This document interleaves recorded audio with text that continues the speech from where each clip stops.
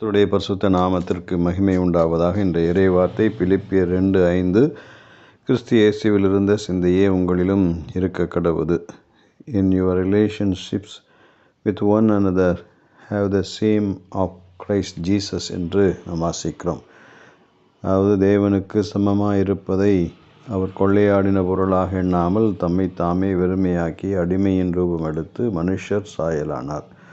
அவர் மனுஷ ரூபமாய் காணப்பட்டு மரண பரியந்தம், அதாவது சிலுவையின் மரண பரியந்தமும் கீழ்ப்படிந்தவராகி தம்மை தாமே தாழ்த்தினார்.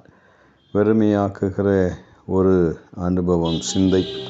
அடிமையின் ரூபமாக தன்னை அர்ப்பணித்து தாழ்த்துகிற கீழ்ப்படிதல் உள்ள மரண பரியந்தம், சிலுவையின் மரண பரியந்தம் தாழ்த்துகிற ஒரு அனுபவத்தை நாம் இங்கே வாசிக்கிறோம். இந்த கிறிஸ்து இயேசுவில் இருந்த அந்த தாழ்மையின் சிந்தை, கீழ்ப்படிதலின் சிந்தை, தம்மை தாமே வெறுமையாக்கி அடிமையாக எண்ணிக்கொள்ளுகின்ற ஒரு சிந்தை இருக்க வேண்டும் என்று தான் வேதம் நமக்கு கற்றுக் கொடுக்கிறது.